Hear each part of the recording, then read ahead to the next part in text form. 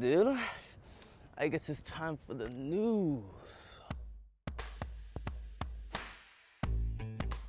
We did good. You know, the main thing is probably following coach's plan. You know, being able to execute in the game, do the plays, stuff like that. And then the rest is just like normal. Defense, offense, we do what we do. So we just like, you know, keep working on the things we do. Like we practice, we just gotta be able to transition it into the game, you know.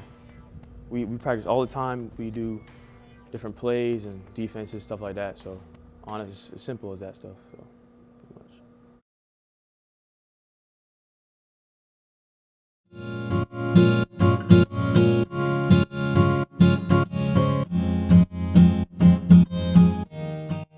Yeah. Probably go out with my friends, probably like somewhere fun. Dave and Buster's or something, main event. What am I doing for Valentine's Day? I actually do not have a Valentine's, unfortunately. You know, I'll be kicking it back with my mom, you know, watching movies, eating popcorn, you know, doing the usual. Other than that, that's about it. For Valentine's Day, I ain't gonna be with no girl, no family. I'm just gonna be making bread, making money, you know. We up.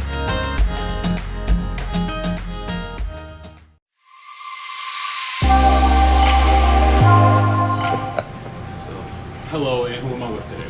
You're with Mr. Raphael, the cafeteria manager here at Wharton. So, hello, Mr. Raphael, and what is your food prep process? All right, we get our deliveries on Thursday. Our food delivery comes in, and they start in the freezer, drops off all the freezer goods. As my employees are putting up, he proceeds to drop off all our refrigerator items. After that, he goes and finishes off our truck, putting in all our dry storage items, like your cereals, your canned fruits, on all your snack items. After that, then as the week goes on, my staff will go and look at the menu that the county gives us on a monthly basis, and they will prep accordingly, and we just prep just enough food to get us through each of the 4 lunches to make sure that we're trying to give you the fresh food possible. After that, we basically just cook just, like I said before, just cook just enough to make sure it's like fresh for you guys. And with the current supply chains we're having, we are experiencing some issues not getting the food that you guys want, and we're just trying to like do what we can to help like get you guys the food that you like. So, but that's pretty much it.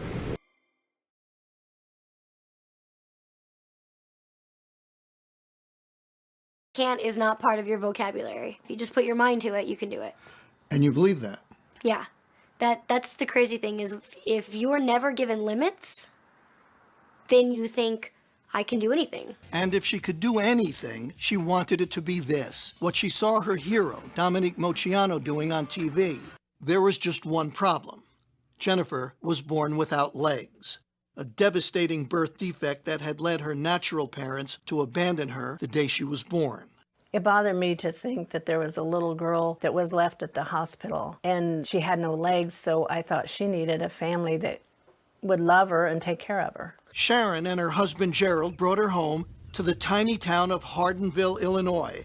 Population 50, they say, if you count the dogs and cats. They decided to raise her like they raised their 3 healthy sons, with no limitations and just one simple rule. Never say the word Can't. You said, I want to be a tumbler. You didn't have legs. Right. You kind of need those, most people think, to tumble. Well, think again. The girl who wasn't allowed to say can't was on her way to becoming a genuine gymnastics champion. She started at 7 on the trampoline with her dad. And after a few falls, she got the hang of it.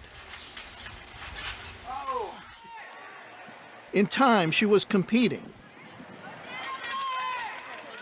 And soon after that, she was dominating. And by high school, Jennifer Bricker, are you ready for this, was the tumbling champion of the state of Illinois. Soon, Jennifer was pursuing other sports too. Even one you'd figure she had absolutely no chance to play well, until it turned out she could steal the ball, even grab a few rebounds. And she could make baskets too. She didn't consider herself handicapped. She was talking to some friends one time, and one of them said something about her being handicapped. She said, well, I'm not handicapped. And they said, well, you have to use a wheelchair. She said, just to keep them getting dirty. One day at age 16, out of curiosity, Jennifer asked her mother a question. Hey, is there anything that you, know about my adoption or biological family that you didn't tell me? I said, okay, but you got to sit down. And she said, Mom, I'm always sitting. And she said, maybe you should sit down. I said, okay, let me sit down.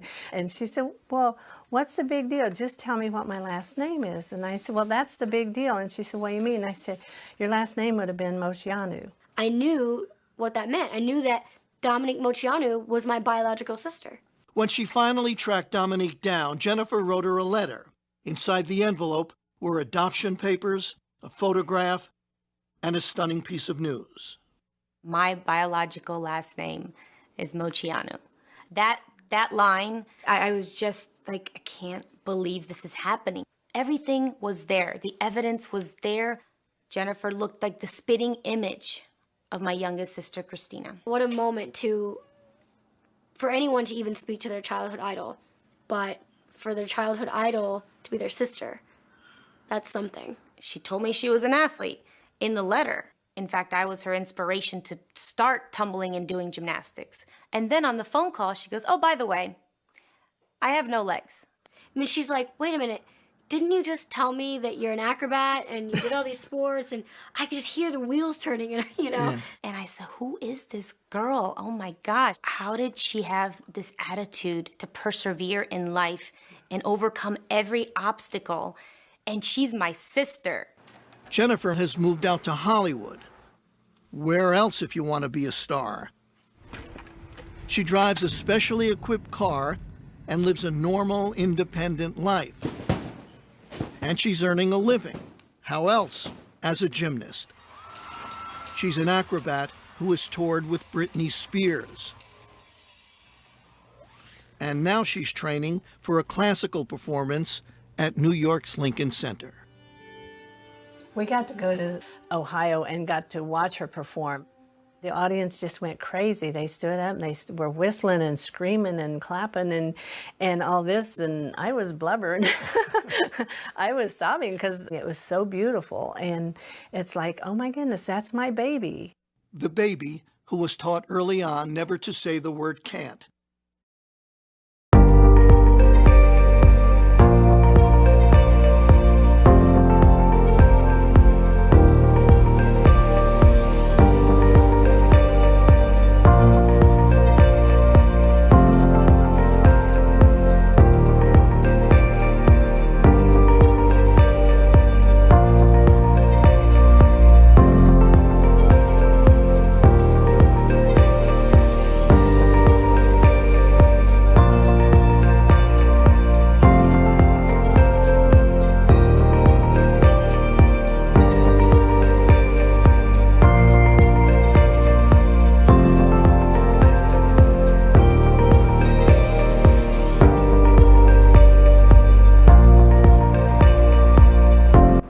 That's it for this week's show. Have a good day.